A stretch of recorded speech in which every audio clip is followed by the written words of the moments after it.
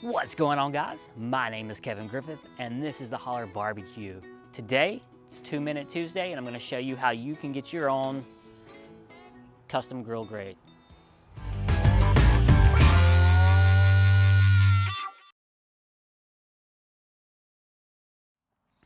What's going on, guys? Welcome back to another video.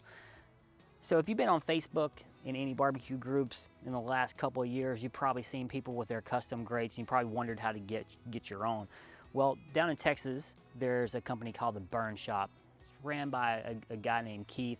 Awesome guy, awesome company, and they make these custom grates. So I'd like to thank them for sending me this grate and a charcoal basket. I'll show you that in just a second. So it's really simple. You go to their website. I'll put the link in the description below. You can go on custom grate and there's a form. It's just a form you fill out. Basically your name, address, and then what size you want. He already has a bunch of custom sizes that are meant for, like this one is for the PK original. He has all kind of different ones. If yours isn't in there, then you can do a custom dimension.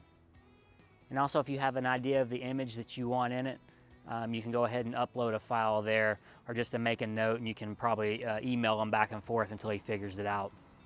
Then once you get it all filled out and he starts working on it, doesn't take that long to get it, and then it's super high quality. This is made of 3/16 carbon steel, acts just like cast iron when it's done.